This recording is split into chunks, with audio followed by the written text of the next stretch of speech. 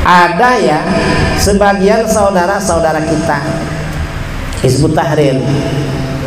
Hizbut Tahrir ini anti nasionalisme. Mengapa? Katanya nasionalisme gak ada dalam Islam. Siapa bilang gak ada? Ada. Sekarang ini memang waktunya nasionalisme. Khilafah gak bisa sekarang. Bukan zamannya.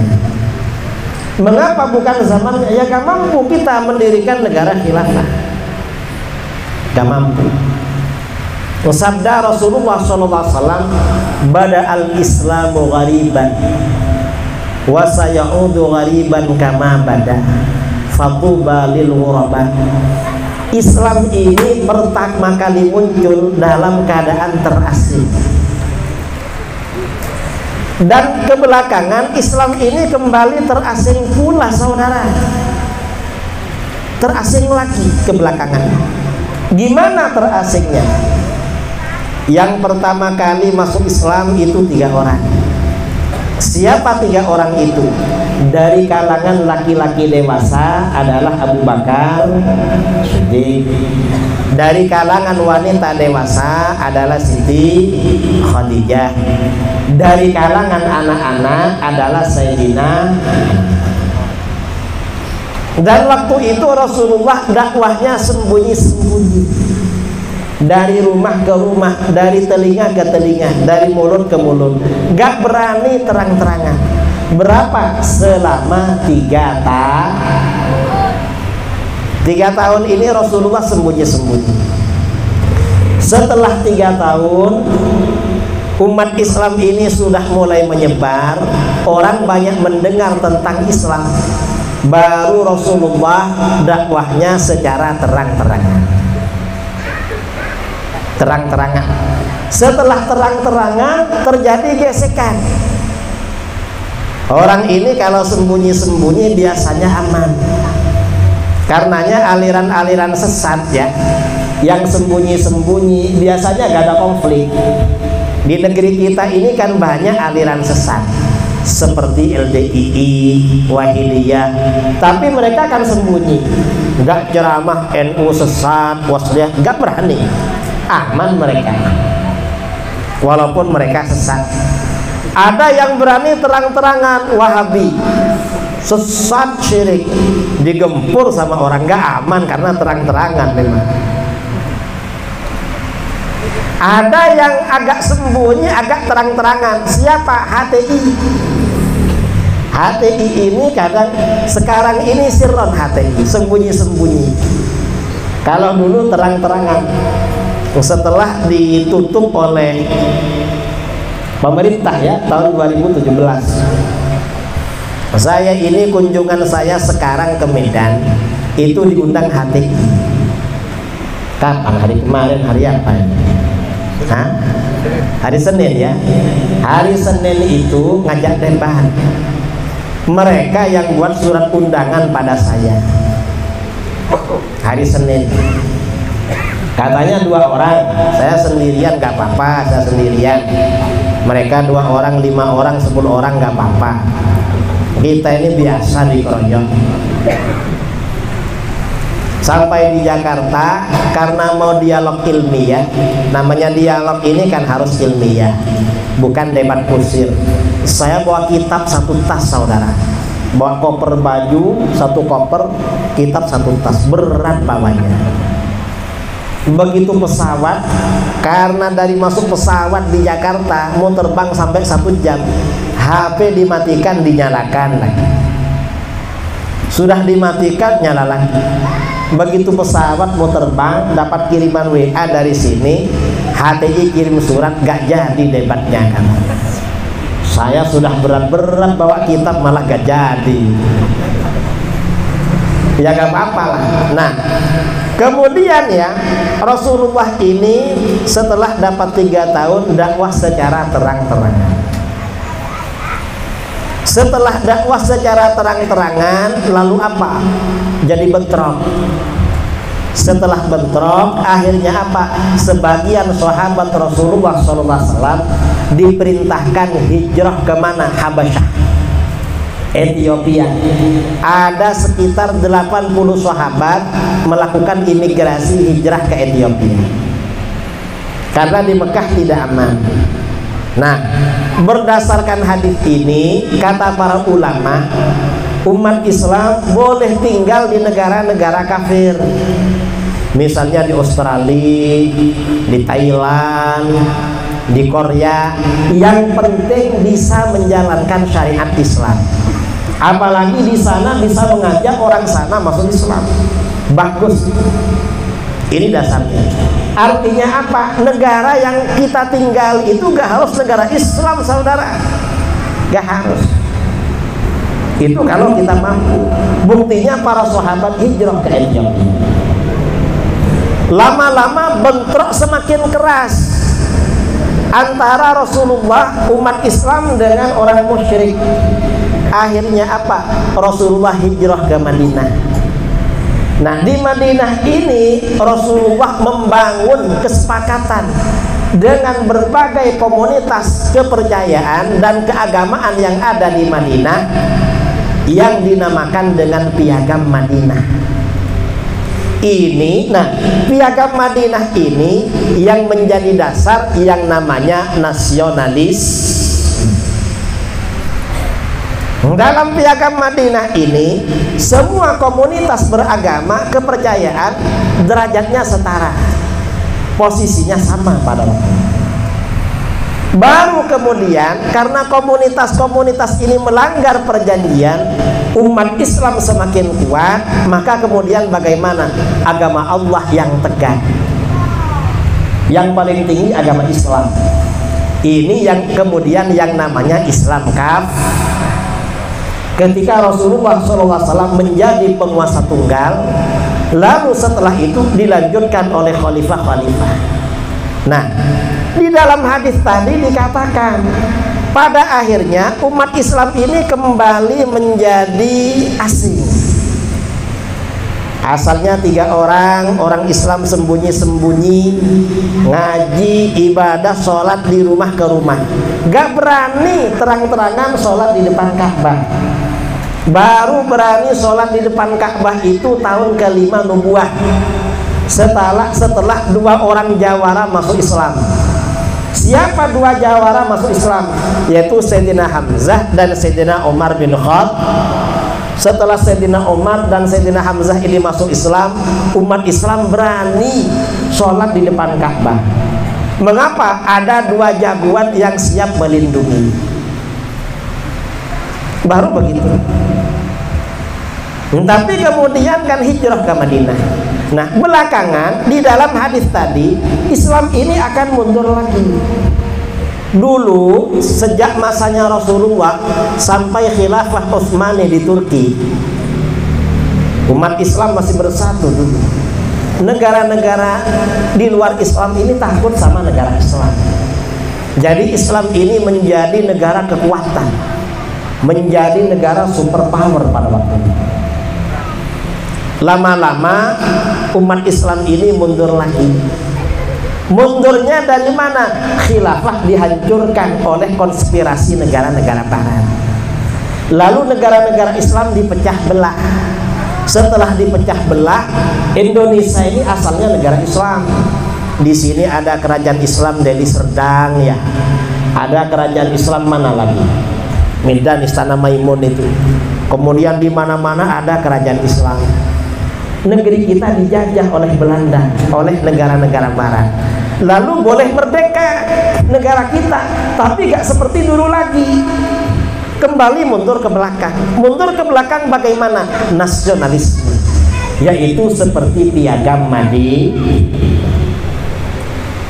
Ini gak bisa ditolak nasionalisme, karena memang realita kehidupan. Dan sabda Rasulullah, Islam ini kembali terasing, saudara. Islam ini sudah tidak dominan di negeri kita. Dan ke depan, na'udzubillah ya, bisa-bisa nanti umat Islam tambah tertindas, non-muslim yang tambah kuat. Dan ke belakang tambah begitu memang. Baru setelah itu lahir yang namanya Imam Mahdi di akhir. Jadi gak bisa kita menolak nasionalisme. Memang realitas sejarah seperti itu. Dari sini para ulama, para asatid itu harus pandai memainkan kecerdasan strateginya dalam berdakwah. Karena kalau umat Islam dikembalikan seperti dulu, Islam kafah, namanya Islam kafah, diajak ketemuan nggak mau. Apanya yang kafah itu?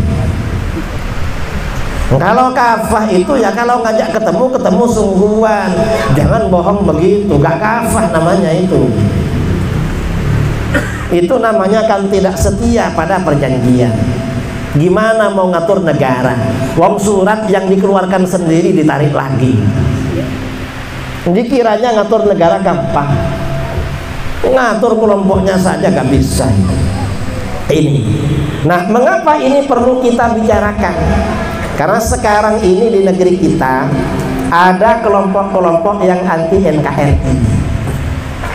Siapa? Sebagian orang-orang Wahabi. Wahabi yang garis keras ini gak mau sama NKRI, gak mau hormat bendera, gak mau hari proklamasi kemerdekaan. Padahal negara Wahabi sendiri, Saudi Arabia, setahun sekali ada Al-Yaumul Watani, hari nasional berdirinya kerajaan Saudi Arabia, sama dengan proklamasi kemerdekaan. Ya cuma Wahabi yang di sini bodoh-bodoh memang. Karena Wahabi sini cari uang kerjanya, nggak belajar itu, nggak tahu kalau gurunya di sana mengakui hari nasionalis, hari nasional itu di sana. Ini Wahabi. Ada lagi yang nggak mau NKRI. Siapa? HTI. HTI nggak mau. Mengapa? Karena nggak mau belajar, saudara. Nggak jelas gurunya siapa itu. Kawan-kawannya anak muda-muda semua nggak ngerti ilmu agama, nggak ngerti. Tapi merasa hebat, diajak ketemuan nggak mau. Mestinya kalau hebat mau lah ketemuan itu. Ini mereka. Hati-hati dengan aliran-aliran di luar Ahlus Sunnah wal aliran-aliran di luar Ahlus Sunnah wal Jamaah ini ramai, saudara. Siapa diantaranya? Diantaranya HTI yang sekarang menjadi kelompok Islam kafah. HTI ini akidahnya gak sama dengan kita, tidak sama dengan akidah Islam Ahlus Sunnah wal. Gak samanya di mana? Kalau kita ini rukun imannya ada berapa? Ada yang keenam, beriman kepada takdir Allah. HTI gak beriman pada takdir, enggak mau sama takdir, mereka enggak beriman. Kalau nggak beriman sama takdir ini kemungkinannya dua. Kalau tidak sesat maka kafir. Kelompok yang nggak beriman pada takdir ada yang sampai pada level kafir, ada yang hanya sampai pada level sesat. HTI yang mana? HTI ini yang sesat. Sesat ini hampir kafir, saudara. Ini mereka. Kalau kita Ahlus Sunnah wal Jamaah beriman pada takdir dan gak beriman pada takdir, ini bahaya. Bahayanya apa? Orang ini kalau tidak beriman pada takdir mudah galau, mudah risau, mudah gelisah, gampang susah.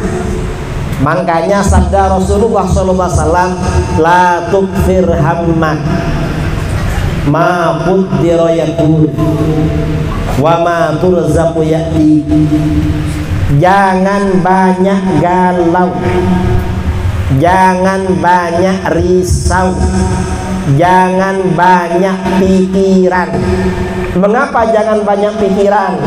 Apa saja yang ditakdirkan oleh Allah pasti terjadi.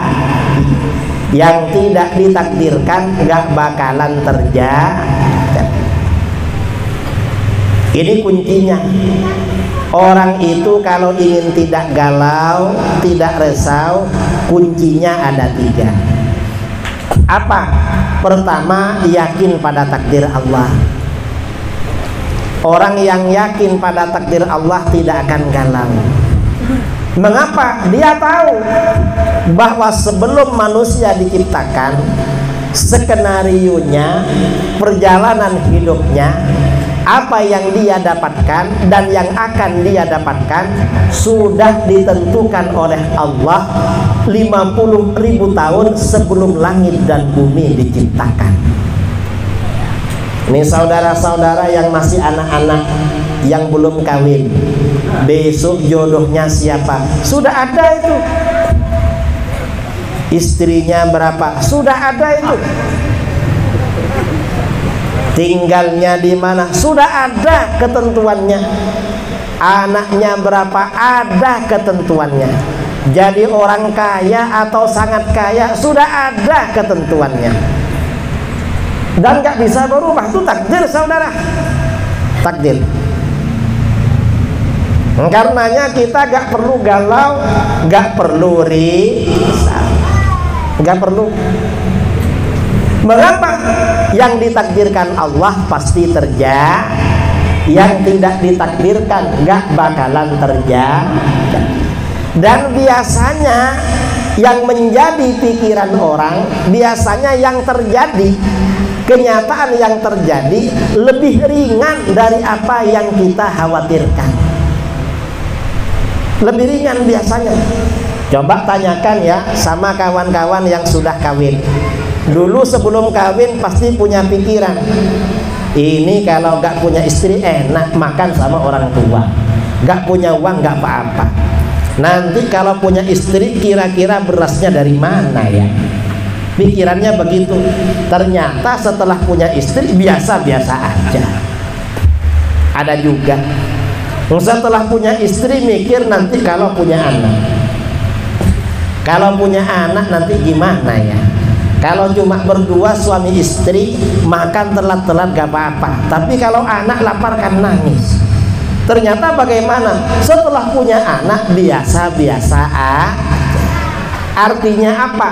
Yang terjadi itu lebih ringan daripada yang dikhawatir. Karenanya beriman pada takdir itu penting. Karena kalau orang gak beriman pada takdir, gampang risau, gampang galau. Makanya kiat yang disampaikan Rasulullah SAW agar kita gak mudah risau, gak mudah galau, yang pertama adalah beriman kepada takdir.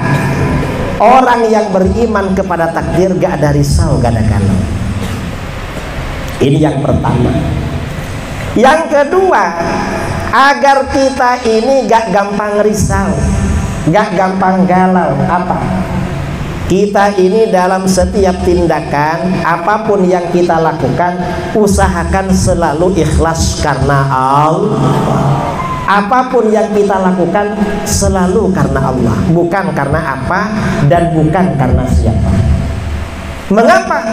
Orang yang visi misinya ini akhirat, ikhlas karena Allah, biasanya tidak galau. Dalam hadis riwayat Imam Abu Dawud dari Anas bin Malik radhiyallahu anhu, Rasulullah SAW bersabda, "Man kanatil akhiratu hammahu, ja'alallahu ghinahu fi qalbi." Siapa yang menjadikan akhirat sebagai pikirannya, yang dia pikirkan itu akhirat terus, maka Allah jadikan rasa kaya di hatinya.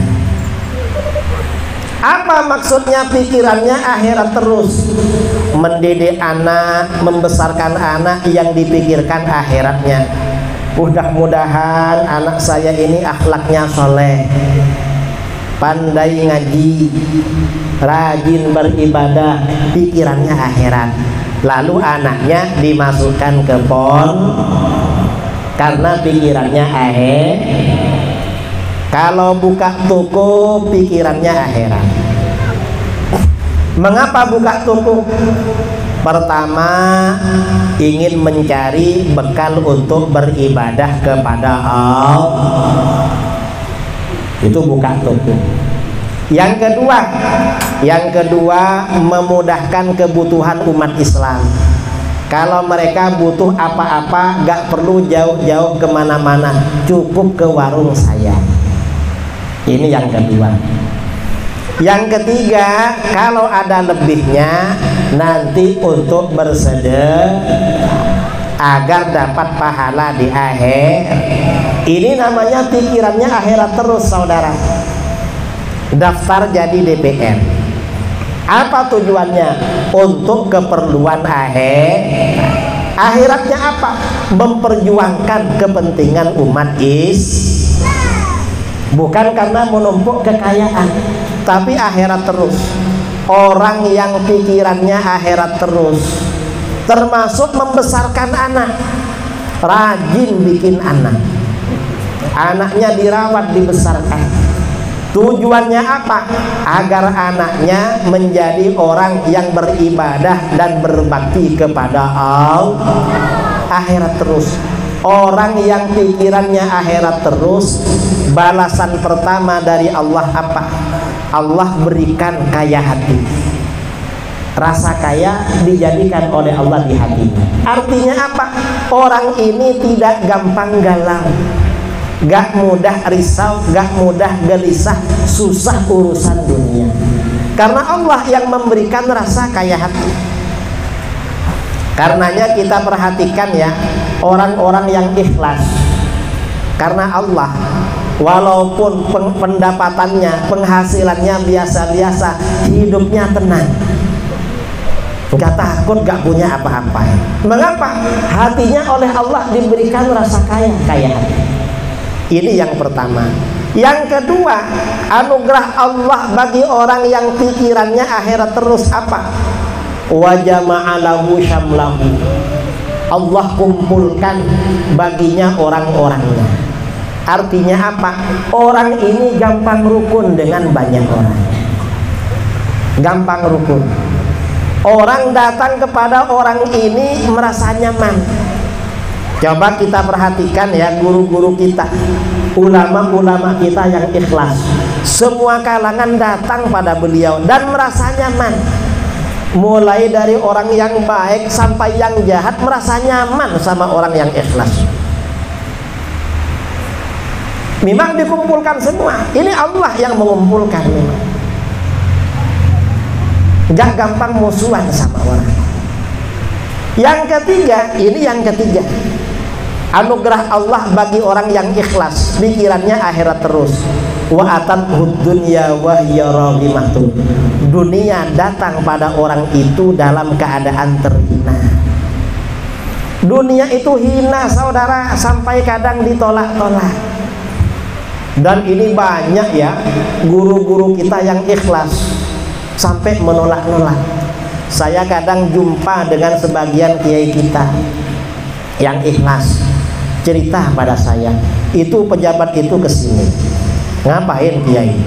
Mau ngasih uang katanya, berapa sekian miliar. Kiai gimana? Saya gak mau. Hina sekali saudara, uang tuh hina, sampai menolak-menolak itu yang berupa uang. Ini dulu ya, kita ini kalau belajar di pondok agak lama. Ustaz Nurjaya ini mondoknya dulu di Sarang, di Maimun Zubair. Terus Abi Fahmi ini mondoknya di Mudi, Samalangan di Biren. Di pondok-pondok ini di Indonesia ada dua ulama kaliber internasional. Karangannya dibaca di seluruh dunia. Siapa? Yang pertama Syekh Nawawi Banten. Syekh Nawawi Banten ini karangannya dibaca di mana-mana. Ini yang pertama. Yang kedua, murid beliau, murid-muridnya namanya Syekh Mahfud Termas. Syekh Mahfud Termas ini anaknya kiai. Ketika ibunya hamil beliau, ibunya ini puasa terus. Niatnya apa? Ingin anaknya menjadi anak yang soleh. Harapannya kepada Allah cuma anak soleh. Suatu ketika setelah hamilnya agak besar, ibunya Syekh Mahfud ini mau mencuci beras ke sumur. Dulu kalau mencuci beras itu pakai alat yang apa namanya, wadah yang terbuat dari bambu. Airnya jatuh ke bawah. Apa namanya kata orang sini? Hah? Ya pokoknya nampan dari bambu untuk cuci beras. Dibawa ke sumur. Begitu menimba air dari sumur, air disiramkan pada berasnya, tiba-tiba berasnya berubah menjadi emas. Kira-kira kalau ibu-ibu cuci beras, berasnya berubah jadi emas, kira-kira senang apa enggak? Ternyata ibunya Syekh Mahfud malah sedih. Enggak mau beliau, ya Allah, saya gak minta emas. Saya ini puasa, ini gak minta emas ya Allah. Kembalikan lagi ini jadi beras lagi. Gak minta emas. Saya minta anak saya jadi anak soleh. Memang pikirannya akhirat terus. Akhirnya apa saudara? Emasnya jadi beras lagi. Artinya apa? Orang yang pikirannya akhirat terus, dunia itu datang dalam keadaan hina sampai ditolak-tolak. Artinya apa? Paling enggak rizkinya datang dari jalan yang tak disangka-sangka. Dan dunia itu macam-macam, ada yang berupa uang, berupa ini. Di sini ya, di Sumatera Utara ini kan ada yang namanya Besilan. Tempatnya Mursyid Thariqah ya, guru kita semua Syekh Abdul Wahab Rokan. Syekh Abdul Wahab Rokan itu istrinya berapa? 40. Dan beliau istri itu gak ada yang cari saudara. Istrinya 4 terus. Nanti dapat berapa bulan ada seorang ayah bawa putrinya, Syekh saya ini bernazar, kalau anak saya sudah besar, nazar saya jadi istrinya Syekh. Datang saudara. Tapi beliau pikirannya akhirat terus. Ya kalau pikirannya gak akhirat terus, gak ada yang menawarkan. Artinya apapun memang dimudahkan oleh Allah. Orang yang pikirannya akhirat terus, itu dunia. Karenanya memang penting kita ya. Kita ini penting, apapun yang kita lakukan harus selalu dievaluasi, yaitu senantiasa ikhlas untuk kepentingan akhir. Ini yang pertama. Yang kedua, di dalam hadis ini, wa man kanatid dunya hammahu, siapa yang menjadikan dunia sebagai pikirannya, pikirannya dunia terus, ja'alallahu faqrahu baina ainai, Allah jadikan kefakiran antara kedua matanya. Apa saja pikirannya dunia. Membesarkan anak, kita ini punya anak. Membesarkan anak ini bisa tujuan akhirat, bisa tujuan dunia. Kalau tujuannya akhirat bagaimana? Siapa tahu anak kita nanti menjadi anak yang berbakti dan beribadah kepada Allah. Ini akhirat. Kalau yang dunia bagaimana? Kenapa membesarkan anak? Nanti kalau sudah tua agar ada yang menuntun saya ke kamar mandi. Jadi dia berharap nanti gak kuat jalan. Kan berarti ingin gak sehat itu. Ini dunia namanya. Kalau pikirannya dunia, merawat anak, membesarkan anak, kalau motivasinya dunia gak dapat pahala. Tapi kalau motivasinya akhirat dapat pahala. Nah, orang yang pikirannya dunia, motivasinya dunia, apapun yang dilakukan karena dunia, Allah jadikan rasa fakir di antara kedua matanya. Artinya apa? Selalu dilanda gelisah, risau, galau, susah. tentang ekonomi yang akan datang, karena pikirannya dunia terus.